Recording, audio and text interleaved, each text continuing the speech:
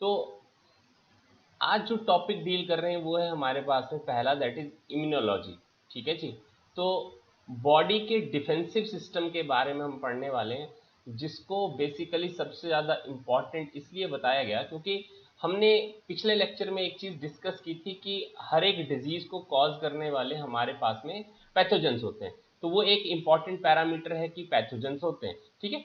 तो हम पढ़ने वाले हैं कि बॉडी का हमारे पास में जो डिफेंसिव मैकेनिज्म है against these particular pathogens, this is specifically being integrated under a particular branch that is being termed as immunology। ठीक है जी। तो इम्यूनोलॉजी में हम बेसिकली बॉडी का डिफेंसिव सिस्टम पढ़ते हैं अगेंस्ट द पर्टिकुलर पैथोजेंस। अब इम्यूनिटी क्या होती है, तो देखिएगा इम्यूनिटी क्या है, ability of a host cell to fight the disease causing microorganism due to the immune system is being termed as immunology या immunity। फिर से ध्यान दीजिएगा, हमारी बॉडी की एबिलिटी और या हमारी बॉडी के होस्ट सेल की एबिलिटी होनी चाहिए कि वो किसी भी डिजीज कॉजिंग ऑर्गेनिज्म, जिसको हमने स्पेसिफिकली पैथोजन कहा था, पर्टिकुलर हमारी बॉडी उसको एलिमिनेट करने की एबिलिटी रखती हो या उसका पर्टिकुलर नंबर इंक्रीज कम करने से कैपेबिलिटी रखती हो। तो ये ध्यान रखने की जरूरत है। ठीक है। अब देखिएगा, ये जो इम्यूनिटी है, इसके जो फादर हैं वो एडवर्ड जेनर है। Edward Jenner is the father of immunology, ये भी आपको पक्का से ध्यान होना चाहिए। ठीक है। अब देखिए क्या बोलता है, ये जो इम्यूनिटी है ये दो तरह की होती है। ठीक है। दो तरह की इम्यूनिटी के बारे में डिस्कशन है। ठीक है। एक होती है इनेट इम्यूनिटी और दूसरी होती है एक्वायर्ड इम्यूनिटी। अब ध्यान दीजिएगा, जब बच्चे ने जन्म लिया तो जन्म लेने पर उसके पर्टिकुलरली डिफेंसिव जो सिस्टम थी वो बहुत अच्छी नहीं थी। ठीक है। तो नेचर ने बचपन से ही उसको कुछ एक पर्टिकुलर डिफेंस ऑर्गन्स पहले से दे दिए। ठीक है। तो बाय बर्थ ही उसके पास कोई एक पर्टिकुलर डिफेंसिव मैकेनिज्म पहले से अवेलेबल है, लेकिन किसी एक particular certain type of pathogen के अगेंस्ट में नहीं है। बहुत सारे पैथोजन के अगेंस्ट में एक तरह से डिफेंसिव मैकेनिज्म उसकी बॉडी के अंदर पहले से ही नेचर ने डाल कर दिया है। तो इसका मतलब ये हुआ किसी एक पर्टिकुलर स्पेसिफिक आपके पास पैथोजन के अगेंस्ट में उस पर्टिकुलर बच्चे की बॉडी रिस्पॉन्ड नहीं करेगी एज सच में। इसका मतलब ये हुआ जो रिस्पॉन्सेज होंगे वो आपके पास नॉन स्पेसिफिक टाइप के होंगे, कुछ एक पर्टिकुलर पैथोजन के अगेंस्ट में नहीं है, बहुत सारे पैथोजन के अगेंस्ट में। तो स्पेसिफिक नहीं है, इसका मतलब non specific type of defensive system है ये आपके पास में इनेट इम्यूनिटी के अंदर, जो आपके पास बाय बर्थ ही प्रेजेंट होगा। और बाय बर्थ जब ये प्रेजेंट होता है तो आपके पास डिफरेंट जो आपके पास फॉरेन एजेंट्स होंगे, चाहे वो कोई भी पर्टिकुलर टाइप के माइक्रो ऑर्गेनिज्म हो, चाहे बैक्टीरिया हो, चाहे वायरस हो, प्रोटोजोन्स हो, चाहे कोई भी आपके पास एग्जैक्टली में पैथोजन है या फॉरेन एजेंट हो, उसको बॉडी के अंदर एंटर नहीं करने देगा। तो कुछ एक सर्टेन बैरियर जो हैं वो बचपन से ही, जैसे ही आपने जन्म लिया था उस दौरान से आपके पास में प्रेजेंट थे। बैरियर्स मीन बाय हिंड्रेंसेस आपके पास कि किसी ना किसी तरह से कोई पैथोजन आपकी बॉडी के अंदर एंटर ना करे। तो देखिएगा, पहले आपके पास बैरियर आते हैं, उनको कहते हैं फिजिकल बैरियर।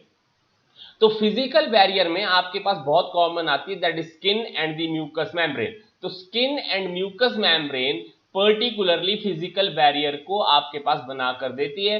तो आपके पास skin, the mucus coating of the epithelium lining the respiratory tract, gastrointestinal tract and urogenital tract, ये आपके पास फिजिकल बैरियर है। लेकिन सारी बुक्स के अंदर आपके पास एक पर्टिकुलर वर्ड लिखे होंगे, that is skin and the mucus membrane. तो आप ध्यान रखिएगा, ये आपके पास फिजिकल बैरियर आपको बना कर देते हैं। दूसरा आपके पास आता है फिजियोलॉजिकल बैरियर। तो फिजियोलॉजिकल बैरियर में आपके पास चीजें आती है, that is acid in the stomach, that is hydrochloric acid. तो हमने एक चीज पहले भी पढ़ी थी जब हम डाइजेस्टिव सिस्टम पढ़ रहे थे कि जो स्टमक का HCl होता है वो एक तरह से एंटीबैक्टीरियल है, किसी ना किसी तरह से सर्टेन एंटीजेंस को मारने में या उनका नंबर कम करने में हेल्प करता है। दूसरा आपके पास फिजियोलॉजिकल बैरियर आती है आपके पास सलाइवा। तो सलाइवा के अंदर हमने पहले ही पढ़ा था कि इम्यूनोग्लोबुलिन ए होती है, इसके अलावा आपके पास में लाइसोजाइम्स होते हैं जो आपके पास फैगोसिटिक एक्शन आपको कर देते हुए आपको मिलते हैं। तो ये आपके पास फिजियोलॉजिकल बैरियर आपको बनाते हैं। इसके अलावा भी बहुत सारे आपके पास फिजियोलॉजिकल बैरियर एज सच में अवेलेबल होते हैं, जैसे आपके पास बाइल हो गया, तो बाइल में भी बेसिकली आपके पास में कहीं ना कहीं प्रोटेक्शन देने की कैपेबिलिटी होती है, क्योंकि वो आपके पास HCl को कहीं ना कहीं न्यूट्रलाइज करने में हेल्प करता है। नेक्स्ट आते हैं आपके पास सेलुलर बैरियर। तो सेलुलर बैरियर में आपके पास बहुत कॉमनली जो ब्लड के अंदर आपके पास डिफेंसिव सेल्स पाए जाते हैं, वो जैसे आपके पास ल्यूकोसाइट्स हो गए, न्यूट्रोफिल्स हो गए, मोनोसाइट हो गए। हमें मालूम है जो WBCs होते हैं, व्हाइट ब्लड सेल्स होते हैं, उसमें सबसे जो ज्यादा मात्रा आपको मिलती है वो न्यूट्रोफिल्स की होती है, दैट इज 60 to 70% ऑलमोस्ट। तो आपकी जहां पर भी पर्टिकुलर कोई भी एग्जैक्टली में बॉडी के अंदर कोई फॉरेन एजेंट जब एंटर करेगा तो उसको एलिमिनेट करने के लिए या फैगोसाइटोसिस की एक्टिविटी को शो करने के लिए न्यूट्रोफिल सबसे बड़ा रोल प्ले करते हैं। तो सबसे ज्यादा नंबर बॉडी के अंदर एज एन डिफेंसिव सेल जो है वो न्यूट्रोफिल्स का ही आपको मिलता है। तो ये भी चीज आपने पक्का से ध्यान देनी है। उसके बाद आते हैं आपके पास साइटोकाइन बैरियर। तो साइटोकाइन बैरियर में आपके पास में आते हैं जो वायरस इंफेक्टेड सेल्स होते हैं, they are secreting a particular protein that is interferon. तो इंटरफेरॉन आपके पास में एंटीवायरल प्रोटीन्स होती हैं। तो एंटीवायरल प्रोटीन्स का एक पर्टिकुलर रोल आप देखते हुए चलिएगा, क्योंकि इससे भी कई बार क्वेश्चन पूछा जाता है। इंटरफेरॉन एज सच में आपके पास कभी वायरस को मारती नहीं है। जो पर्टिकुलर सेल इंटरफेरॉन आपके पास सिक्रीट करेगा या उस पर्टिकुलर सेल के अंदर जब वायरस एंटर कर जाएगा तो वही पर्टिकुलर सेल एज सच में एक डिफेंसिव प्रोटीन तैयार करता है जिसको इंटरफेरॉन कहते हैं, ताकि जो पर्टिकुलर नेबरिंग सेल्स हो उनको कोई पर्टिकुलर वो वायरस हार्म ना कर पाए। लेकिन एज सच एक पर्टिकुलर सेल को वायरस हार्म कर चुका होता है और वही पर्टिकुलर सेल दूसरे सेल्स को बचाने के लिए एज सच में आपके पास में पर्टिकुलर प्रोटीन तैयार करता है जिसको हम इंटरफेरॉन कहते हैं, या आपके पास एंटीवायरल प्रोटीन है। तो ये आपने पक्का से ध्यान देना। इसके अलावा इंटरल्यूकिन्स आती हैं, वो भी साइटोकाइन बैरियर्स में ही आपके पास में आती हैं। तो ये आपके पास में बर्थ से ही आपको एग्जैक्टली में कहीं ना कहीं सर्टेन बैरियर्स दिए हुए हैं नेचर ने, जो एग्जैक्टली बचपन से ही आपकी बॉडी की इम्यूनिटी के अंदर रोल प्ले करने की कोशिश कर रहे हैं। लेकिन ध्यान दीजिएगा, ये जो पर्टिकुलर इनेट आपके पास इम्यूनिटी है ये बर्थ से तो जरूर प्रेजेंट होती है, और जब तक आपकी बेसिकली डेथ नहीं हो जाती है तब तक एग्जैक्टली में कहीं ना कहीं कांटेक्ट से या एक्सपोजर से उस सर्टेन पैथोजन से आपको बचा कर देती है। ये भी आपको पता होना चाहिए कि एग्जैक्टली में जो इनेट इम्यूनिटी है, क्योंकि बाय बर्थ ही आपको मिल रही है, इसका मतलब ये इनहेरिटेबल है, एक पर्टिकुलर जनरेशन से दूसरी पर्टिकुलर जनरेशन में ट्रांसफर होकर आती है। लेकिन एक प्रॉब्लम ये भी है कि अगर ये पर्टिकुलर इम्यूनिटी जो है वो अगर आपके पास इनहेरिटेबल भी है लेकिन एक नॉन स्पेसिफिक टाइप की है, किसी एक पर्टिकुलर स्पेसिफिक आपके पास पैथोजन की ग्रोथ को स्टॉप नहीं करती है या किसी एक पर्टिकुलर पैथोजन को नहीं मारती है, ये आपके पास किसी भी पर्टिकुलर पैथोजन की एंट्री को या उस पैथोजन को डिस्ट्रॉय करने में कहीं ना कहीं हेल्प करेगी। तो ये भी आपको पक्का से ध्यान देते हुए चलना है। दूसरी टाइप की आपके पास इम्यूनिटी आती है जिसको अडेप्टिव या एक्वायर्ड इम्यूनिटी के नाम से जानते हैं। तो ये पर्टिकुलर जो इम्यूनिटी है आपके पास जब पर्टिकुलर आपका बर्थ हो गया, तो बर्थ होने के बाद जो एनवायरनमेंट के अंदर सर्टेन पैथोजेंस अवेलेबल हैं वो आपकी बॉडी के अंदर जब एंटर करेंगे तो उस दौरान में आपकी बॉडी उस पर्टिकुलर पैथोजन के अगेंस्ट में जो रिस्पांस प्रोड्यूस करेगी, जो एक पर्टिकुलर डिफेंस मैकेनिज्म उस दौरान में तैयार करेगी, वो एग्जैक्टली में आपके पास एक्वायर्ड इम्यूनिटी के पार्ट के अंदर आप पढ़ते हैं। इसका मतलब ये हुआ कि कुछ एक पर्टिकुलर स्पेसिफिक टाइप के एंटीजन ही आपकी बॉडी में उस समय एंटर करेंगे जब आप बर्थ ले लेंगे।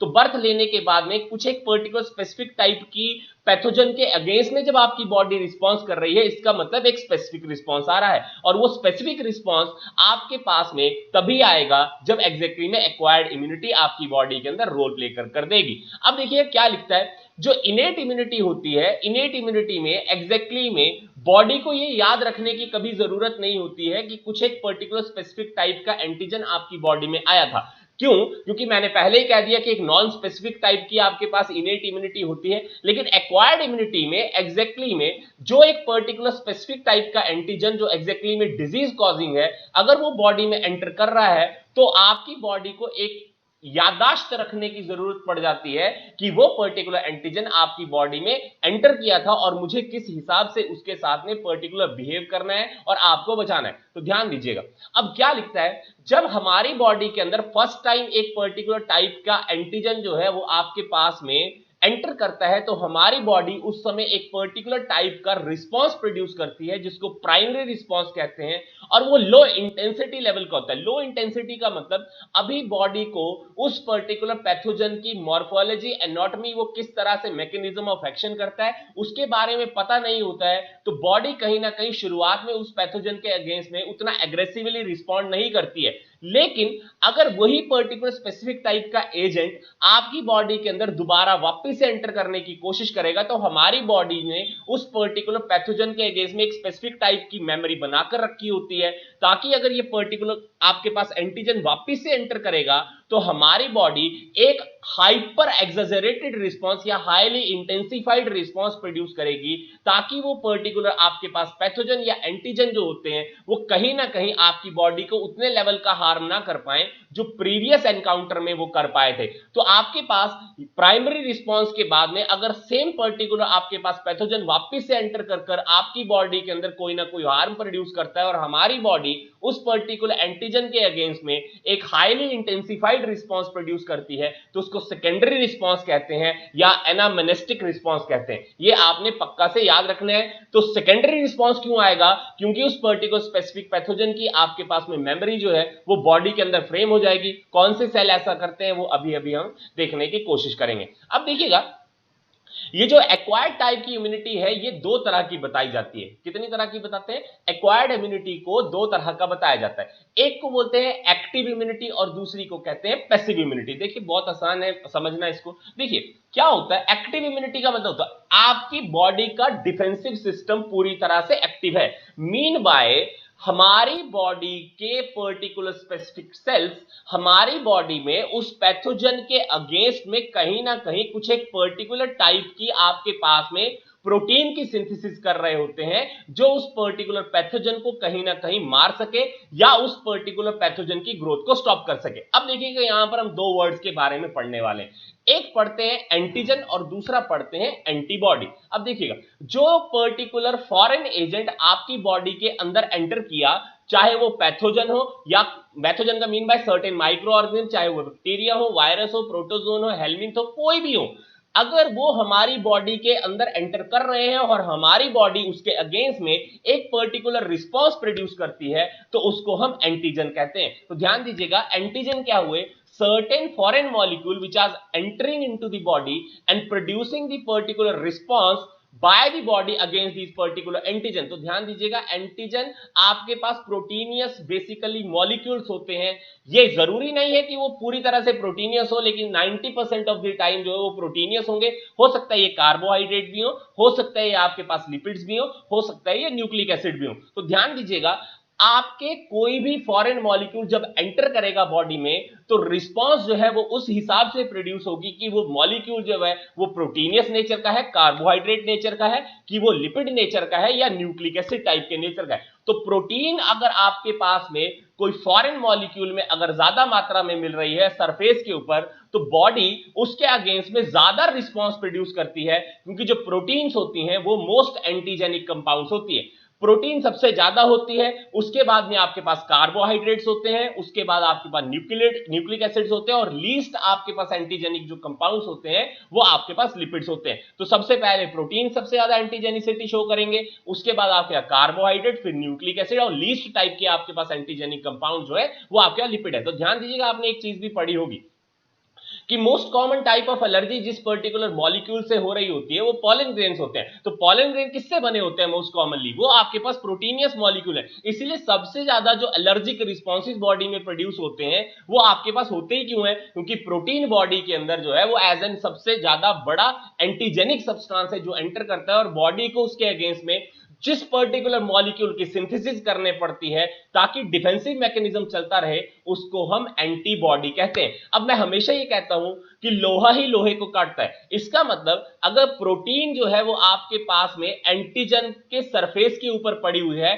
तो उसी प्रोटीन को काटने के लिए किसी एक पर्टिकुलर टाइप की प्रोटीन को बनाना पड़ेगा बॉडी को, तो उसको पर्टिकुलरली हम एंटीबॉडी कहते हैं। तो प्रोटीन को काटने के लिए प्रोटीन ही बनी, एंटीजन के अगेंस्ट में जो एंटीबॉडी बनी, एंटीजन का भी नेचर अगर प्रोटीनियस होगा तो आपके पास एंटीबॉडी का नेचर भी प्रोटीनियस ही होगा। ये आपने पक्का से ध्यान देना है। अब मैं बात कर रहा था यहां पर कि एक पर्टिकुलर एक्टिव टाइप की इम्यूनिटी है और दूसरी पैसिव टाइप की इम्यूनिटी है। एक्टिव टाइप की इम्यूनिटी में हमारी बॉडी के अंदर जब पर्टिकुलर एक स्पेसिफिक टाइप का एंटीजन एंटर करता है तो बॉडी उसके अगेंस्ट में एक पर्टिकुलर एंटीबॉडी तैयार हमेशा करती है, ताकि आपकी बॉडी जो है कहीं ना कहीं उस पर्टिकुलर टाइप के एंटीजन से बच सके। अब इसमें होगा क्या, क्योंकि पहली बार अगर कोई पर्टिकुलर एंटीजन एंटर करेगा तो एक प्राइमरी रिस्पांस प्रोड्यूस होगा, मीन बाय वो स्लोअर होगा, बहुत ज्यादा स्लोअर रिस्पांस एग्जैक्टली में एक्टिव इम्यूनिटी में आता है। लेकिन एक बार जब पर्टिकुलर वो रिस्पांस आ गया और अगर वो दूसरी बार पर्टिकुलर वही वाला एंटीजन बॉडी के अंदर एंटर करेगा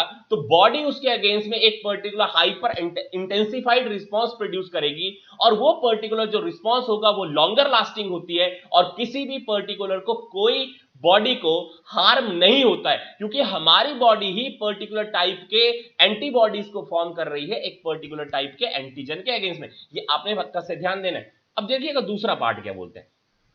दूसरी आती है पैसिव इम्यूनिटी। अब ध्यान दीजिएगा, एक्टिव इम्यूनिटी में एक चीज और होती है, जैसे आपने बहुत कॉमनली देखा होगा वैक्सीनेशन होती है। तो वैक्सीनेशन में जो वैक्सीन होती है, वैक्सीन में आपके पास में एटीन्यूएटेड टाइप के आपके पास में एंटीजेंस को डाला जाता है। एटीन्यूएशन का मतलब होता है किसी ना किसी पर्टिकुलर मेथड के थ्रू हमने उस पर्टिकुलर जो एंटीजन है उसकी एग्जैक्टली में इस तरह की फॉर्म हमें बनाकर दी है कि जब पर्टिकुलर हमारी बॉडी में उसको इंजेक्ट किया जाएगा तो हमारी बॉडी उसके अगेंस्ट में रिस्पांस तो प्रोड्यूस करेगी, लेकिन क्योंकि एंटीजन जो है वो एग्जैक्टली में हमने एटीन्यूएटेड या उसको हार्मलेस बना दिया है तो हमारी बॉडी में वो हार्म नहीं कर पाएगा, लेकिन हमारी बॉडी के अंदर एक प्राइमरी रिस्पांस जनरेट हो जाएगा जिसकी वजह से एक स्पेसिफिक टाइप की मेमोरी बन जाएगी। अगर नेचर के थ्रू वो पर्टिकुलर एंटीजन कहीं ना कहीं एंटर भी कर जाए तो हमारी बॉडी सेकेंडरी रिस्पांस प्रोड्यूस कर जो हाइपर इंटेंसिफाइड होगा कहीं ना कहीं उस पर्टिकुलर पैथोजन से हमें बचा लेगी,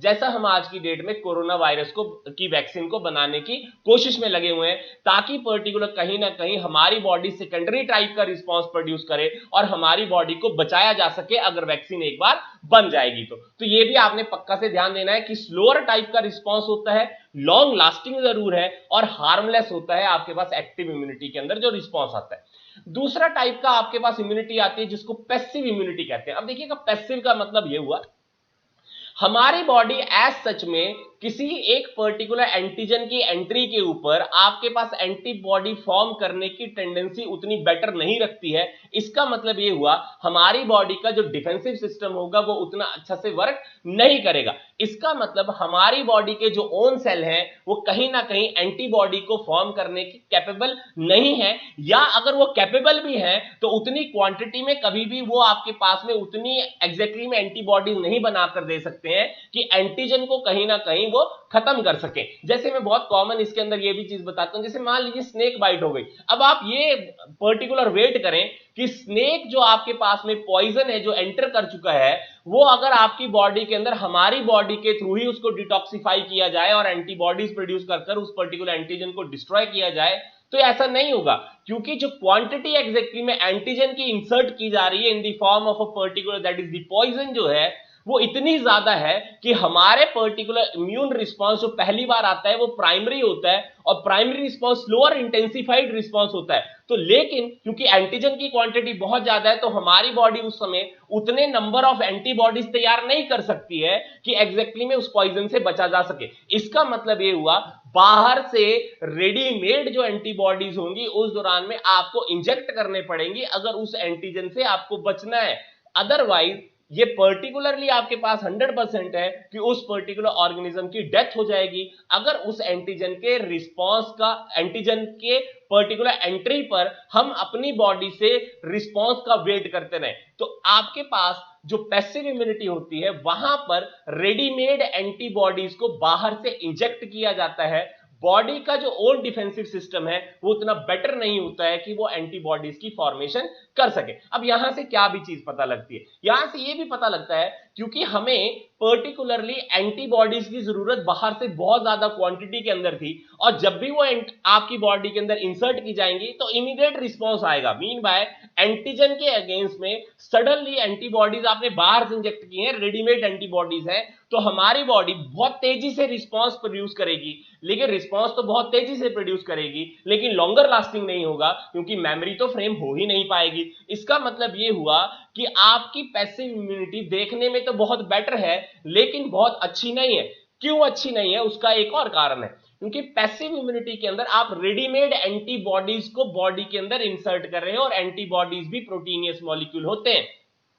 जरूरी नहीं है कि हर एक बॉडी के अंदर आपने वो एंटीबॉडीज को रेडीमेड वाली को डालने की कोशिश की है और सभी के सभी बॉडीज उसको एक्सेप्ट कर लें, क्योंकि एंटीबॉडीज भी प्रोटीनियस मॉलिक्यूल है। हो सकता है कि किसी पर्टिकुलर पर्सन को प्रोटीनियस मॉलिक्यूल के अगेंस्ट में एंटीजेनिसिटी हो, तो वही पर्टिकुलर जो एंटीबॉडीज होंगी वही आपके पास एज एन एंटीजन बिहेव करना शुरू कर देंगी, और कहीं ना कहीं एक पर्टिकुलर जिस चीज को आप बचाने के लिए चले थे, उल्टा उसकी जगह पर आपको कहीं ना कहीं प्रॉब्लमेटिक रिस्पॉन्सेज आना शुरू हो जाएंगे, और कहीं ना कहीं यहां पर किसी एक पर्टिकुलर पर्सन की डेथ का वो कारण भी हो सकते हैं। तो ये भी आपको पक्का से ध्यान देते हुए चलना है। अब चलिएगा नेक्स्ट पार्ट, क्या ध्यान देते हुए चलनी, क्या बोलता है, जो ह्यूमन इम्यून सिस्टम है वो आपके पास तीन चीजों से बना हुआ होता है। एक आपके पास लिम्फोइड ऑर्गन्स आते हैं, दूसरे आपके पास टिश्यू सेल्स आते हैं, और तीसरे आपके पास सर्टेन सॉल्युबल मॉलिक्यूल्स आते हैं जिनके बारे में हम बात कर रहे थे, दैट इज एंटीबॉडी। अब ध्यान दीजिएगा, पहली चीज जिसको हम देखने वाले हैं that is the lymphoid organ. तो क्या बोलता है, दो तरह के लिम्फोइड ऑर्गन जो है वो बॉडी के अंदर पाए जाते हैं। एक होते हैं आपके प्राइमरी लिम्फोइड ऑर्गन और दूसरे होते हैं secondary lymphoid organ. Primary lymphoid organs जो हैं, यहां पर पर्टिकुलरली जो बी लिम्फोसाइट्स होते हैं और टी लिम्फोसाइट्स होते हैं, उनकी मैच्योरिटी होती है और वो पर्टिकुलर आपके पास एक्वायर करते हैं एंटीजन स्पेसिफिक रिसेप्टर्स। ध्यान दीजिएगा मैं वर्ड्स क्या क्या कह रहा हूं। प्राइमरी जो लिम्फोइड ऑर्गन्स होते हैं वहां ये वो पर्टिकुलर ऑर्गन्स है जहां पर टी लिम्फोसाइट और बी लिम्फोसाइट की मैच्योरिटी होती है और वो एक्वायर करते हैं एंटीजन स्पेसिफिक रिसेप्टर। तो आपके पास में प्राइमरी लिम्फोइड ऑर्गन दो होते हैं, एक थाइमस होती है और दूसरी बोन मैरो होती है। अब ध्यान क्या देना है, bone marrow is the site for the formation of B lymphocyte and T lymphocyte both. दोनों के दोनों आपके पास बी और टी लिम्फोसाइट बनते कहां है, आपके पास में प्राइमरी पर्टिकुलरली बोन मैरो के अंदर। लेकिन उसी बोन मैरो में सिर्फ बी लिम्फोसाइट की मैच्योरिटी होती है और टी लिम्फोसाइट की मैच्योरिटी के लिए बोन मैरो से होते हुए टी लिम्फोसाइट को थाइमस के इनसाइड में जाना पड़ता है। तो ये भी आपने पक्का से ध्यान देते हुए चलना है। तो प्राइमरी लिम्फोइड ऑर्गन आपके पास में ऐसे सर्टेन ऑर्गन है जहां पर बी और टी लिम्फोसाइट की मैच्योरिटी होगी और आपके पास में एंटीजन रिसेप्टर जो है वो स्पेसिफिकली आपके पास एक्वायर होंगे। तो थाइमस और बोन मैरो आपके पास ऐसे प्राइमरी लिम्फोइड ऑर्गन है। दूसरे आपके पास आते हैं सेकेंडरी लिम्फोइड ऑर्गन। जैसे आपके पास में सबसे बड़ा सेकेंडरी लिम्फोइड ऑर्गन है स्प्लीन है, उसके बाद लिम्फ नोड्स आते हैं, टॉन्सिल्स आते हैं, पेयर पैचेस आते हैं, आपके पास आपके वर्मीफॉर्म अपेंडिक्स आती है। ये आपके पास सर्टेन ऐसे आपके पास सेकेंडरी लिम्फोइड ऑर्गन है जहां पर आपके पास एंटीजन और एंटीबॉडी के बीच में इंटरेक्शन होगी। मीन बाय लड़ाई कहां पर होने वाली है, लड़ाई होने वाली है सेकेंडरी लिम्फोइड ऑर्गन के इनसाइड में, और वहीं पर पर्टिकुलर आपके पास कुछ एक सर्टेन रिस्पॉन्सेज जनरेट होंगे जिसकी वजह से लेटर ऑन आपके पास मेमोरी फ्रेम्स होती हैं, और मेमोरी फ्रेम होने के बाद में जो सेकेंडरी रिस्पॉन्सेज जनरेट होंगे वो आपके पास हाईली इंटेंसिफाइड रिस्पॉन्सेज आपके पास में जनरेट होकर आते हैं। तो ये भी आपने पक्का से ध्यान देते हुए चलना है और मेरी बातों को पूरी तरह से ध्यान देते हुए चलना है। ये जो एंटीबॉडीज होती हैं, इन एंटीबॉडीज को बहुत कॉमनली इम्यूनोग्लोबुलिन्स भी कहा जाता है। ध्यान दीजिएगा, इम्यूनोग्लोबुलिन्स अगर आपके पास पूछी जाए तो क्या होंगी, immunoglobulins are nothing but the antibodies that are produced in response to a certain antigenic stimulation. किसी भी पर्टिकुलर एंटीजन की एंट्री के बाद में किसी एक पर्टिकुलर मॉलिक्यूल जिसकी फॉर्मेशन हो रही होती है, उस पर्टिकुलर मॉलिक्यूल को हम एंटीबॉडी कहते हैं या इम्यूनोग्लोबुलिन कहते हैं, जिसका नेचर मोस्ट कॉमनली प्रोटीनियस होगा, लीस्ट आपके पास लिपिड टाइप का होगा और बीच में आपका कार्बोहाइड्रेट और न्यूक्लिक एसिड टाइप का भी हो सकता है। अब ये आपको पक्का से यहां तक ध्यान देते हुए चलना है। मैंने यहां पर इसके बारे में बहुत सारी चीजें भी लिखी हुई हैं, जैसे यहां पर देखें, primary and secondary response are carried out with the help of B and T lymphocyte. B lymphocyte produce army of protein that are called as antibodies, each having two light and two heavy chain. Mean by antibody का जो structure है उसके बारे में ये बात करने की कोशिश कर रहा है, जो आपके पास में 2 हैवी चेन और 2 लाइट चेन से आपके पास में बना हुआ है। अब एक और चीज के बारे में बात कर लेते हैं। क्या बोलता है, ये जो एक्वायर्ड इम्यूनिटी होती है इसके 2 कंपोनेंट होते हैं। ध्यान दीजिएगा, अब कंपोनेंट्स के बारे में बात कर रहे हैं, अब टाइप ऑफ इम्यूनिटी के बारे में बात नहीं कर रहे हैं। कई बार बुक्स के अंदर उसको इम्यूनिटी की टर्म दी हुई है, तो आपने कंफ्यूज नहीं करना है, ये कंपोनेंट्स हैं। तो आपके पास एक्वायर्ड इम्यूनिटी के 2 कंपोनेंट के बारे में जब डिस्कस करते हैं तो वहां पर आप पर्टिकुलर कंपोनेंट्स पढ़ते हैं AIMS एंड CMIS। तो ध्यान दीजिएगा इसका मतलब क्या हो।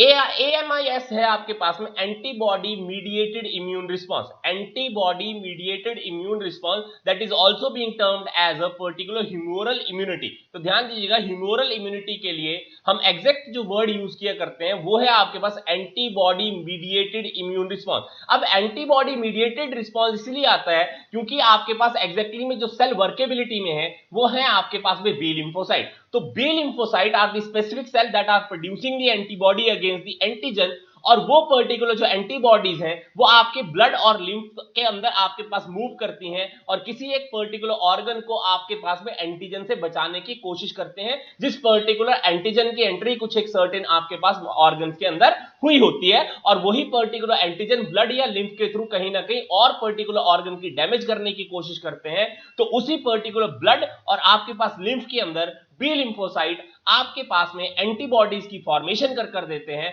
और एग्जैक्टली में आपकी बॉडी को बचाने की कोशिश करते हैं। ये जो एंटीजन्स होते हैं ये आपके पास इनके जो रिसेप्टर होते हैं आपके पास सेल के सरफेस पर होते हैं, और वहीं पर पर्टिकुलर आपके पास में कहीं ना कहीं इंटरेक्शन विद द एंटीबॉडी हमेशा हो रही होती है। अब एक चीज यहां से और ध्यान देने की कोशिश करनी है। क्या ध्यान देने की कोशिश करनी है, ये जो बी लिम्फोसाइट होते हैं ये एज सच में आपके पास में एंटीबॉडीज को नहीं बनाकर दे सकते हैं, इनको हमेशा जो है मदद किसकी लेने पड़ती है, दैट इज टी लिम्फोसाइट की। तो टी लिम्फोसाइट आपके पास एग्जैक्टली में they are basically responsible for the cellular immunity और सेल मीडिएटेड इम्यून रिस्पॉन्स। तो ध्यान दीजिएगा, T lymphocyte cell mediated immune response के लिए चाहिए होते हैं या सेलुलर इम्यूनिटी के लिए चाहिए होते हैं, और आपके पास बी लिम्फोसाइट ह्यूमोरल इम्यूनिटी के लिए या एंटीबॉडी मीडिएटेड इम्यून सिस्टम के लिए आपको चाहिए होते हैं। लेकिन बी लिम्फोसाइट आपके पास तभी एग्जैक्टली में एंटीबॉडी की फॉर्मेशन कर पाएंगे जब टी लिम्फोसाइट एग्जैक्टली में बी लिम्फोसाइट की एक्टिवेशन करते हैं।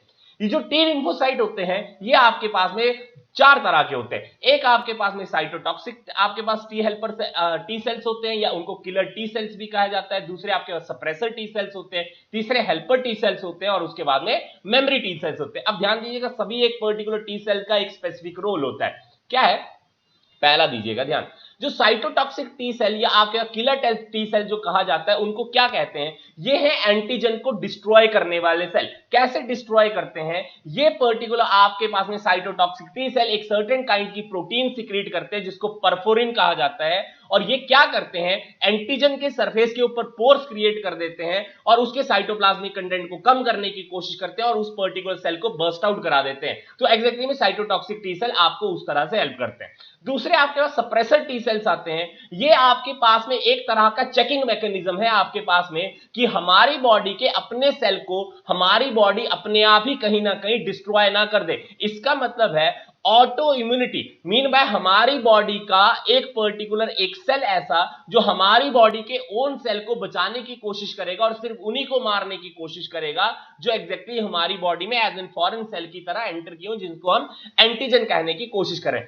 तीसरे आपके पास जो हेल्पर टी सेल्स आते हैं, they are the particular type of cell जो आपके पास में एग्जैक्टली में बी लिम्फोसाइट को एक्टिवेट करते हैं और एंटीबॉडी की फॉर्मेशन हमें कर देते हैं। तो ये पक्का से ध्यान दीजिएगा क्योंकि यहां से क्वेश्चन पूछा जाता है। अब ध्यान देने की दूसरी बात क्या है, ये जो बी लिम्फोसाइट है, जब ये बी लिम्फोसाइट एग्जैक्टली में आपके पास एक्टिवेट हो जाते हैं तो इनको हम आपके पास में प्लाज्मा सेल के नाम से जानते हैं या इफेक्टर बी सेल के नाम से जानते हैं। तो बी सेल एग्जैक्टली में अपने क्लोन्स बनाते हैं, उन क्लोन्स को हम प्लाज्मा सेल्स कहते हैं या आपके पास इफेक्टर बी सेल्स कहते हैं, और यही प्लाज्मा सेल एग्जैक्टली में आपके पास एंटीबॉडी की फॉर्मेशन कर देते हैं। मोस्ट ऑफनली आपके पास जो एक्टिवेटेड बी लिम्फोसाइट है वो आपके पास प्लाज्मा सेल हैं, लेकिन सारे के सारे बी लिम्फोसाइट एग्जैक्टली में एक्टिवेट होकर प्लाज्मा सेल नहीं बनते हैं। कुछ एक पर्टिकुलर आपके पास मोस्ट ऑफनली जो मेजर कंसंट्रेशन में आपके पास बी लिम्फोसाइट जो नॉन एक्टिवेटेड फॉर्म में रह जाते हैं वो आपके पास मेमोरी बी सेल बना कर देते हैं, और यही मेमोरी बी सेल आपके पास उस पर्टिकुलर एंटीजन की जो आपके पास शुरुआत में एंटर किया था एंटीजन आपकी बॉडी के अंदर, उसकी आपके पास में मेमोरी को फ्रेम कर रख लेते हैं, ताकि जैसे ही आपके पास वो पर्टिकुलर एंटीजन दूसरी बार बॉडी के अंदर एंटर करेगा तो ये मेमोरी सेल आपके पास उसी समय एग्जैक्टली में प्लाज्मा सेल की अपने आप ही फॉर्मेशन कर देंगे और एग्जैक्टली में आपके पास उतनी एग्जैक्टली में एंटीबॉडी आपको तैयार कर दे देंगे जो आपके पास में एग्जैक्टली में एंटीजन के अगेंस्ट में चाहिए होगी। तो हाइपर एक्सेजरेटेड या हाईली इंटेंसिफाइड रिस्पॉन्स आपको प्रोड्यूस करने में हेल्प करेंगे। तो ये भी पक्का से ध्यान देना है। और एक पर्टिकुलर जो आपके पास टी लिम्फोसाइट की टाइप बच गई वो थी मेमोरी टी सेल, और वो मेमोरी टी सेल आपके पास एग्जैक्टली में मॉर्फोलॉजी एनाटॉमी जो आपके पास में एंटीजन शुरुआत में एंटर हुआ था उसकी आपके पास मेमोरी फ्रेम को आपके पास में रख छोड़ेगा, ताकि उसको ये हेल्प मिल सके कि वही पर्टिकुलर टाइप का एंटीजन जो है वो दूसरी बार एंटर किया हुआ है और वही टी लिम्फोसाइट एग्जैक्टली में आपके पास उस समय वर्क करेगा कि वो मेमोरी बी सेल को एक्टिवेट करवाएगा और आपके पास एग्जैक्टली में हाईली इंटेंसिफाइड रिस्पॉन्स जनरेट हो सकेगा। तो ये आपने पक्का से ध्यान देते हुए चलना है। अब देखिएगा, जब आपके पास स्ट्रक्चर ऑफ एंटीबॉडी के बारे में बात करते हैं तो लिखा जाता है स्ट्रक्चर ऑफ एंटीबॉडी में जो कॉन्फ़िगरेशन है दैट इज H2L2। H2L2 का मतलब हुआ दो हैवी चेन है और दो लाइट चेन है। दो हैवी चेन और दो लाइट चेन में अगर आप देखने की कोशिश करिएगा तो आपको एक बहुत कॉमन चीज आपको यहां पर दिखेगी। क्या दिख रही है? ये आपके पास हैवी चेन है और ये दो हैवी चेन हो गई और ये दो लाइट चेन है। तो हैवी चेन के और दो लाइट चेन के जो ये टर्मिनल रीजन हैं ये हैं आपके पास वेरिएबल रीजन। वर्ड क्या लिखा हुआ है? Variable region. और कई बुक्स के अंदर एक वर्ड लिखा होगा fragment antigen binding site, that is FAB, fragment antigen binding site. अब देखिएगा वेरिएबल रीजन क्यों है? क्योंकि वेरिएबिलिटी आपके पास एग्जैक्टली में किस चीज के फॉर्म में आएगी, जो एंटीजन है उसकी पर्टिकुलर शेप एनाटॉमी किस तरह की है उसके बारे में बॉडी को किस तरह से पता लगेगा और वो किस तरह से एग्जैक्टली में रिस्पॉन्स प्रोड्यूस करेगी कि एग्जैक्टली में वो आपके पास में एंटीजन जो है वो एंटीबॉडी से कहीं ना कहीं इंटरेक्ट करे। तो वेरिएबल रीजन एग्जैक्टली में वो चीज कर देता है, क्योंकि वेरिएबिलिटी यहां पर अमाइनो एसिड के आपके पास में आने वाली है या आपके पास जेनेटिक कोड की सीक्वेंस की आने वाली है। तो ये आपके पास में variable region of the heavy chain and variable region of the आपके पास लाइट चेन जो है वो एग्जैक्टली में कहीं ना कहीं एंटीजन को आपके पास एंटीबॉडी से एग्जैक्टली में बाइंड करने में हेल्प करता है। अब देखिएगा यहां वर्ड भी लिखा हुआ है, ये है एंटीजन बाइंडिंग साइट। एंटीजन यहां पर आपके पास वेरिएबल रीजन पर आकर यहां पर बाइंड होता है, ये आपको पक्का से ध्यान देना है। अब क्या लिखता है?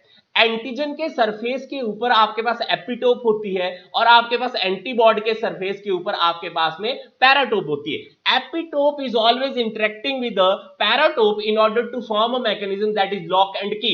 तो लॉक एंड की मैकेनिज्म के ऊपर ही आपके पास बेस्ड एंटीजन एंटीबॉडी रिस्पॉन्स है। इसका मतलब ये हुआ जब तक आपके पास ताले को खोलने की चाबी एग्जैक्टली नहीं होगी तब तक रिस्पॉन्स प्रोड्यूस नहीं होगा। इसीलिए वेरिएबल रीजन को अपनी कॉन्फ़िगरेशन को लगातार चेंज करना पड़ता है according to the antigen configuration. तो ये आपको पक्का से ध्यान होना चाहिए। ये जो आपके पास दोनों के दोनों लाइट चेन और हैवी चेन्स होते हैं ये एक दूसरे के साथ में डाइसल्फाइड लिंकेज के थ्रू आपके पास जुड़े होते हैं। तो ये भी आपको पक्का से ध्यान देना है। इसके अलावा आप यहां पर एक पर्टिकुलर डाइसल्फाइड ब्रिज को हैवी चेन को एक दूसरे के साथ जोड़ते हुए भी देखेंगे। इसका मतलब ये हुआ लाइट चेन हैवी चेन के साथ भी डाइसल्फाइड लिंकेज से जुड़ती है और हैवी चेन भी आपके पास डाइसल्फाइड लिंकेज के थ्रू ही एग्जैक्टली में जुड़ती है। इसके अलावा देखिएगा ये जो हैवी चेन जो एग्जैक्टली में वेरिएबिलिटी शो नहीं करती है इसको FC फ्रेगमेंट कहते हैं। FC fragment. अब नाम क्या है जी? कॉम्प्लीमेंट बाइंडिंग फ्रेगमेंट है। ये आपको पक्का से ध्यान होना चाहिए। तो एक आपके पास FAB फ्रेगमेंट था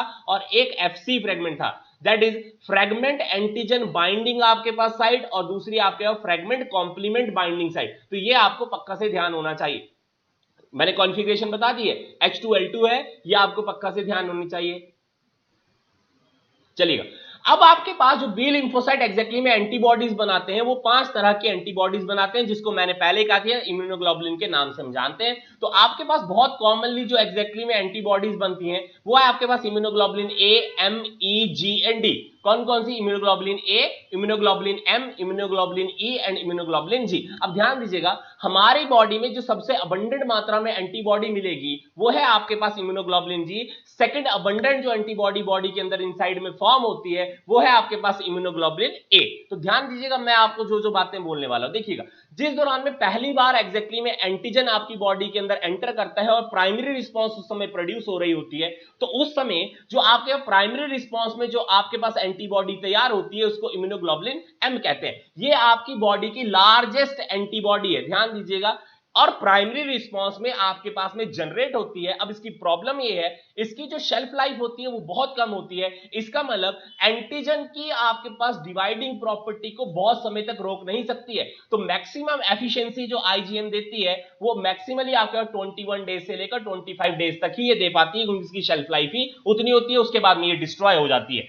लेकिन अब एक तरह से उस इम्यूनोग्लोबुलिन एम ने आपको एक प्राइमरी रिस्पांस जनरेट कर दे दिया और आपके बी लिम्फोसाइट जो मेमोरी सेल में कन्वर्ट हो गए हैं उनको आपके पास में उस एंटीजन का फ्रेम नेटवर्क पूरा का पूरा पता है कि वो किस तरह से मैकेनिज्म ऑफ एक्शन करता है, कोई क्या उसकी मॉर्फोलॉजी है, वो किस तरह से एनाटॉमिकली वर्क करता है, तो ये आपको पक्का से पता लग जाता है। तो बॉडी में मेमोरी सेल्स के थ्रू एग्जैक्टली में उस प्राइमरी रिस्पांस के थ्रू आपके उस एंटीजन की जो फॉरेन मॉलिक्यूल आपकी बॉडी में एंटर किया होता है उसकी मेमोरी को फ्रेम कर रख लिया है। अब मान लीजिए वही पर्टिकुलर आपके पास एंटीजन वापस से बॉडी में एंटर कर जाए, तो उस दौरान में आपके पास सेकेंडरी रिस्पांस जनरेट होगा, जो मैंने कहा था मेमोरी सेल बी सेल्स के थ्रू आपकी बॉडी के अंदर जनरेट होता है। तो उस दौरान में होता क्या है, उस दौरान में आईजीएम नहीं प्रोड्यूस होगी, क्योंकि आईजीएम की शेल्फ लाइफ बहुत कम थी। तो बॉडी ने सेकेंडरी रिस्पांस के दौरान में आपको एक इम्यूनोग्लोबुलिन जनरेट कर दी जिसका नाम है इम्यूनोग्लोबुलिन जी। अब इम्यूनोग्लोबुलिन जी आपकी बॉडी के अंदर most abundant type of antibody है, इसकी क्वांटिटी बहुत ज्यादा प्रोड्यूस होगी और जो रिस्पांस होगा वो हाईली इंटेंसिफाइड होगा, क्योंकि सेकेंडरी रिस्पांस में आपके पास में मेमोरी बी सेल एग्जैक्टली में हेल्प करना शुरू कर देंगे। अब होगा क्या, इम्यूनोग्लोबुलिन जी ज्यादा एफिशिएंसी वाली है। क्यों ज्यादा एफिशिएंसी वाली है, क्योंकि इसकी जो शेल्फ लाइफ है, जिंदा रहने की जो टेंडेंसी है वो ऑलमोस्ट 81 डेज की होती है। तो 81 डेज के लिए एग्जैक्टली में एंटीजन के डिवाइडिंग नेचर को कहीं ना कहीं स्टॉप करेगी और आपकी बॉडी को उस एंटीजन से बचाने की कोशिश करेगी, और उसी दौरान में आपकी बॉडी का इम्यून सिस्टम जो है वो स्ट्रांग हो जाएगा ताकि एग्जैक्टली में उस एंटीजन की डिवाइडिंग कैपेबिलिटी को स्टॉप किया जा सके। ये भी आपको पक्का से ध्यान पे होना चाहिए। इसके अलावा थर्ड आपके पास एंटीबॉडी जिसके बारे में ध्यान होना चाहिए वो है इम्यूनोग्लोबुलिन ए। तो इम्यूनोग्लोबुलिन ए को कहा जाता है it is a secretory antibody. आपकी बॉडी के अंदर जितनी भी सिक्रीशन होती है, चाहे सलाइवा है, चाहे टीयर्स है, चाहे नेजल सिक्रीशन है, इन सभी सिक्रीशन के अंदर एग्जैक्टली में सबसे ज्यादा अबंडेंट मात्रा में जो एंटीबॉडी मिलती है वो इम्यूनोग्लोबुलिन ए होती है। साथ में उन्हीं सिक्रीशन के अंदर एक और एंटीबॉडी मिलेगी, वो इम्यूनोग्लोबुलिन जी होगी, लेकिन इम्यूनोग्लोबुलिन ए की मात्रा हमेशा इम्यूनोग्लोबुलिन जी से ज्यादा होती है। अब आपकी बॉडी के अंदर जो कोलेस्ट्रॉम है, मदर्स फर्स्ट मिल्क, मदर्स के फर्स्ट मिल्क के अंदर आपके पास सबसे ज्यादा एग्जैक्टली में एंटीबॉडी जो मिलेगी दैट इज इम्यूनोग्लोबुलिन ए, और सेकंड जो आपके पास मिलती है वो है इम्यूनोग्लोबुलिन जी। अब ध्यान दीजिएगा, हमने थोड़ी देर पहले ही आपके पास एक्टिव एंड पैसिव इम्यूनिटी के बारे में पढ़ा था। तो हमने ये कहा था एग्जैक्टली में कि पैसिव इम्यूनिटी के अंदर कोई भी एंटीबॉडी आपकी बॉडी को बनाने की जरूरत नहीं होगी। रेडीमेड एंटीबॉडी जो है या तो बाहर से डाली जा सकती हैं या नेचुरली आपके पास इनहेरिटेंस के थ्रू ट्रांसफर होकर आ जाएंगी। तो मदर के कोलेस्ट्रम में जो एग्जैक्टली में इम्यूनोग्लोबुलिन ए और इम्यूनोग्लोबुलिन जी होती है वो आपके पास में मिल्क के थ्रू, मदर के मिल्क के थ्रू बच्चे की बॉडी के अंदर एंटर कर जाएगी और बच्चे को प्रोटेक्शन देने की कोशिश करेगी। इसके अलावा इम्यूनोग्लोबुलिन जी जो होती है वो प्लेसेंटा के थ्रू भी ट्रांसफर कर जाती है, इसीलिए पैसिव इम्यूनिटी के अंदर इम्यूनोग्लोबुलिन जी का सबसे ज्यादा रोल पढ़ा जाता है, क्योंकि प्लेसेंटा के थ्रू जो सिर्फ एक ही एंटीबॉडी ऐसी है जो ट्रांसफर कर सकती है वो है इम्यूनोग्लोबुलिन जी, इसीलिए वो पैसिव इम्यूनिटी के अंदर सबसे ज्यादा बढ़िया रोल करते हुए आपको दिखेगी। ये भी आपको ध्यान होना चाहिए। इसके अलावा जो इम्यूनोग्लोबुलिन डी होती है वो आपके पास जो बी सेल के ऊपर एंटीजन रिसेप्टर्स होते हैं उनकी फंक्शनैलिटी को करवाने में हेल्प करती है, ये आपको पक्का से ध्यान होना चाहिए।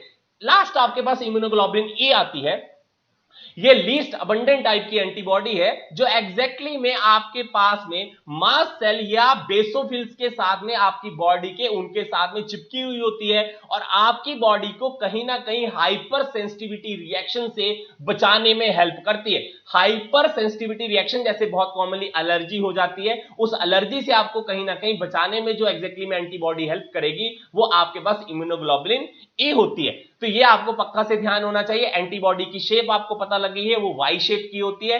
एक्टिव पैसिव इम्यूनिटी के बारे में हमने पढ़ लिया, ये सारी चीजें मैंने आपको पीछे डिक्टेट कर दी हुई है। तो ये आपको सारी की सारी चीजें ध्यान होनी चाहिए जितना मैंने अभी तक आपको बताया है। चलेगा, उसके बाद में मैंने और सारी चीजें जो यहां पर लिखी हुई है, ये वही वाली चीजें जो मैं पहले आपको डिक्टेट कर चुका है। अब अगले वाला जरा ध्यान देने की कोशिश करें। क्या लिखता है?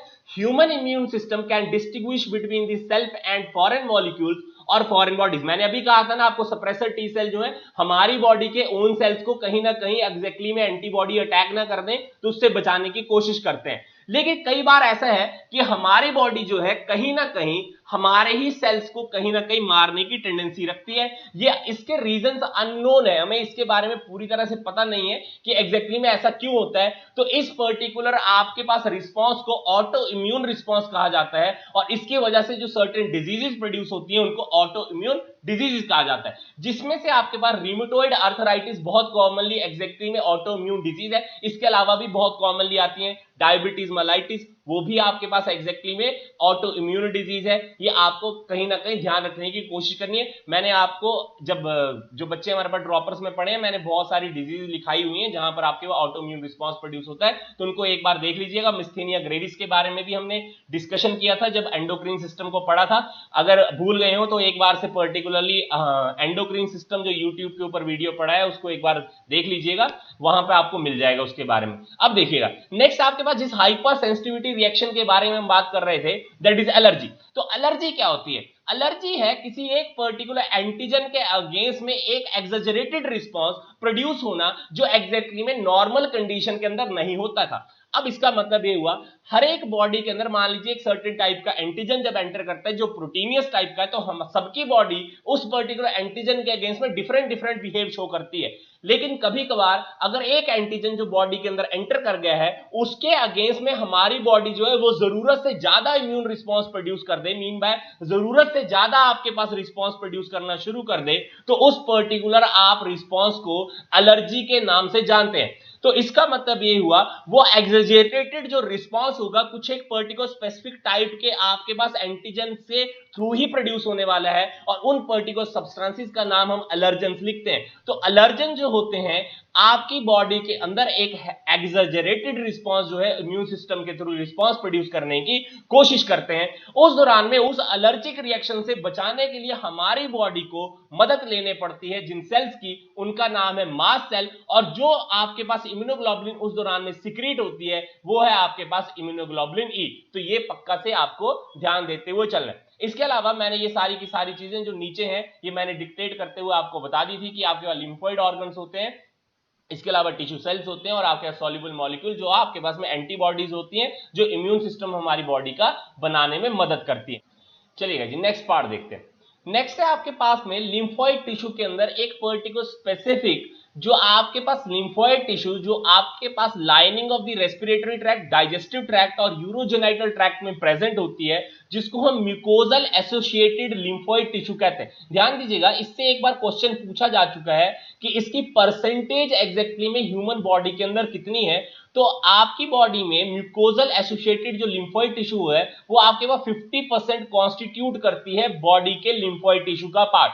अब मैंने पहले बता दिया कि लिम्फोइड टिश्यू के अंदर आपके पास प्राइमरी और सेकेंडरी लिम्फोइड टिश्यूज आते हैं, तो आपको ये पता होना चाहिए प्राइमरी वाले एग्जैक्टली में बी और टी लिम्फोसाइट की मैच्योरिटी में हेल्प करते हैं और एंटीजन को प्रेजेंट करने में वही वाले सेल आपको हेल्प कर रहे होते हैं। सेकेंडरी वाले जो आपके पास लिम्फोइड ऑर्गन्स होते हैं वो एग्जैक्टली में क्या रोल प्ले कर रहे होते हैं कि आपके एंटीजन और एंटीबॉडी के बीच में इंटरेक्शंस हो सके। तो म्यूकोजल एसोसिएटेड जो लिम्फोइड टिश्यू है वो एग्जैक्टली में कहीं ना कहीं एंटीजन और एंटीबॉडी की आपके पास इंटरेक्शंस में कहीं ना कहीं हेल्प करता हुआ आपको दिखता है। अब चलिएगा, लास्ट पार्ट इस आज के दिन का जो देखने वाले हैं वो एड्स के बारे में। तो देखिएगा नाम क्या लिखा हुआ है, acquired immunodeficiency syndrome. Acquired immunodeficiency syndrome which is being firstly reported in 1981 in USA, जो आपके पास में ह्यूमन इम्यूनोडेफिशिएंसी वायरस जो एक रेट्रो वायरस है जिसके अंदर सिंगल स्ट्रैंडेड आरएनए होती है अलोंग विद दी आपके पास में रिवर्स ट्रांसक्रिप्टेज नाम की एंजाइम जो रिवर्स ट्रांसक्रिप्टेज आपके पास सिंगल स्ट्रैंडेड आरएनए को डबल स्ट्रैंडेड डीएनए के अंदर कन्वर्ट कर देती है, और वही डबल स्ट्रैंडेड डीएनए आपके पास वायरस का हमारी बॉडी के इनसाइड में जाकर हमारी ही बॉडी के सेल के अंदर आपके पास रेप्लिकेट करता है। और इसी वजह से एग्जैक्टली में आज तक ये पर्टिकुलर ह्यूमन इम्यूनोडेफिशिएंसी वायरस को हम हमारी बॉडी से जिस दौरान में इस बीमारी का अगर आपके पास में चलन हो जाएगा तो उस समय इसका रोकथाम नहीं कर पाते हैं, क्योंकि हमारी बॉडी के ही जेनेटिक मटेरियल को एज सच में रिवर्स ट्रांसक्रिप्टेज की मदद से ये यूज करना शुरू कर देगा, और हमारी बॉडी में वही आपके पास सिंगल स्ट्रैंडेड आरएनए कन्वर्ट होकर डबल स्ट्रैंडेड डीएनए में कन्वर्ट हो जाएगी रिवर्स ट्रांसक्रिप्टेज के थ्रू, और हमारी ही बॉडी सेल्स के अंदर किसी ना किसी तरह से वो डिवाइड करना शुरू कर देगी। और उस डिवाइडिंग पोटेंशियल को रोक पाना हमारे लिए जरूर संभव तो है, लेकिन उसको एलिमिनेट करना हमारे लिए पॉसिबल नहीं होता है। अब ये जो ट्रांसमिशन होती है आपके पास एचआईवी वायरस की, वो कैसे हो सकती है? Sexual contact with the infected person, दूसरा आपके पास transfusion of the contaminated blood and blood products, sharing of the infected needles as in the intravenous drug abusers, बहुत कॉमनली ऐसा होता है। उसका वर्टिकल ट्रांसफर जो आपके पास में इन्फेक्टेड मदर होती है वो चाइल्ड के में आपके पास में इस पर्टिकुलर वायरस को जो है वो आपके पास प्लेसेंटा के थ्रू मूव कर चली जाती है, तो उस दौरान में भी आपके पास में ये आपके पास एचआईवी जो है वो आपके पास बॉडी के अंदर दूसरे की एंटर कर सकता है। और आपके पास लेटर ऑन अगर एचआईवी की मात्रा बहुत ज्यादा हो जाती है तो एग्रेसिव फॉर्म को हम एग्जैक्टली में एड्स के नाम से जानते हैं। अब देखिएगा ये जो एड्स है, ये आपके पास एचआईवी है, ये कभी भी फिजिकल कांटेक्ट के थ्रू या आपके पास पर्टिकुलरली कोई पर्टिकुलर यूटेंसिल्स को यूज करने के थ्रू आपके पास एग्जैक्टली में ट्रांसमिट नहीं होती है, तो ये भी आपने पक्का से ध्यान देनी। अब एक और चीज ध्यान देनी है, जब पर्टिकुलर एचआईवी बॉडी के अंदर एंटर करती है तो जरूरी नहीं है कि उसी समय एग्जैक्टली में आपके पास सिम्टम्स या साइंस आना शुरू हो जाते हैं। कभी कभार आपके पास में ये जो एड्स या एचआईवी का वायरस होता है, इसकी वजह से सिम्टम 5 to 10 ईयर्स तक भी नहीं आते हैं, इसको हम लैग पीरियड के नाम से जानते हैं। और जिस दौरान में ये सिम्टम्स नहीं आते हैं या साइंस अपीयर नहीं होते हैं, उस पर्टिकुलर पीरियड को विंडो पीरियड के नाम से जाना जाता है। तो विंडो पीरियड के दौरान में इसका मतलब ये नहीं है कि वो पर्टिकुलर पर्सन उस पर्टिकुलर एचआईवी को दूसरे पर्सन में ट्रांसमिट नहीं कर सकता है, इवन दो उस पर्टिकुलर पर्सन के अंदर हो सकता है सिम्टम या साइन ना हो, लेकिन वो पर्टिकुलर पर्सन विंडो पीरियड में होने पर भी कहीं ना कहीं दूसरे पर्सन को इन्फेक्ट कर सकता है। अब ये जो एड्स या एचआईवी है, इसकी जो डिटेक्शन की जाती है उसके लिए बहुत कॉमनली आप एक एक पर्टिकुलर स्पेसिफिक टाइप का टेस्ट जो है वो करने की कोशिश करते हैं, जो आपके पास और डिजीजेज में भी किया जा सकता है। इसीलिए हम कहते हैं कि सेंसिटिव टेस्ट है। सेंसिटिव का मतलब है और पर्टिकुलर डिजीजेज में भी हो सकता है वो पॉजिटिव आ जा सके, ठीक है। तो diagnostic test or the sensitive particular test that is performed for the AIDS or the HIV is ELISA, that is enzyme linked immunosorbent assay। अब ध्यान दीजिएगा, ये आपके पास स्पेसिफिक टेस्ट नहीं है, ये सिर्फ ये चीज बताता है कि हो सकता है कि एड्स हो, ये भी हो सकता है कि किसी और पर्टिकुलर डिजीज के बारे में भी बता सकता हो, कि मान लो जैसे हेपेटाइटिस बी का इंफेक्शन है, हो सकता है किसी और पर्टिकुलर वायरस का इंफेक्शन। तो पॉजिटिव आपके पास एलाइजा आने का मतलब ये नहीं होता है कि एग्जैक्टली उस पर्सन को एड्स है। उस चीज को कंफर्म करने के लिए कि एग्जैक्टली में क्या ये एड्स है या नहीं है, we are performing a particular test that is being termed as the Western blotting. ध्यान दीजिएगा, वेस्टर्न ब्लॉट को परफॉर्म करना बहुत ज्यादा जरूरी है, क्योंकि वही पर्टिकुलर टेस्ट एक स्पेसिफिक टाइप का टेस्ट है जो एग्जैक्टली में ये बताता है कि एड्स हुई है या नहीं। आज की डेट में इस एड्स से आपके पास प्रिवेंशन हो सकती है, क्योर नहीं है। तो हमारे पास जो ड्रग्स आज की डेट के अंदर यूज की जाती हैं उनको एंटी रेट्रोवायरल ड्रग्स के नाम से हम जानते हैं। हार्ट थेरेपी आपके पास परफॉर्म की जाती है, हाईली इफेक्टिव आपके पास ये एक्टिव आपके पास में एंटी रेट्रोवायरल ड्रग्स हैं, जो एग्जैक्टली में आज की डेट में कुछ कॉम्बिनेशंस में यूज की जाती हैं, जो आपके पास लाइफ को प्रोलॉन्ग कर सकती हैं, लेकिन डेथ को कभी ना कभी आपके पास प्रिवेंट कर नहीं देंगी। ये आपको इस पर्टिकुलर चैप्टर से जितनी मैंने चीजें बताई, इससे आपने ध्यान रखते हुए चलना है और पढ़ना है।